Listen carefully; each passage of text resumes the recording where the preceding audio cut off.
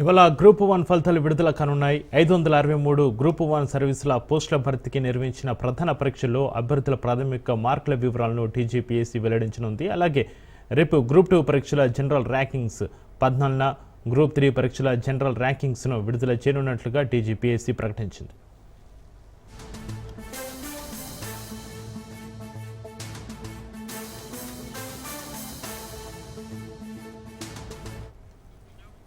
అయితే గ్రూప్ 1 ప్రధాన పరీక్షలకు 21,093 మంది హాజరయ్యారు. ఫలితాల వెల్లడిలో భాగంగా తొలుత ప్రధాన పరీక్షల మార్కుల ప్రకటనతో గ్రూప్ 1 తుది నియామక ప్రక్రియ ప్రారంభం కానుంది. ఆ తర్వాత అభ్యర్థుల నుంచి రీకౌంటింగ్ ఆప్షన్లు స్వీకరించి ఆ ప్రక్రియ ముగిసిన అనంతరం 1:2లో జాబితా వెల్లడించనుంది. అభ్యర్థులు సాధించిన మార్కుల వివరాలను టీజీపీఎస్సీ వెబ్సైట్లో పొందుపరచనున్నట్లుగా కమిషన్ తెలిపింది.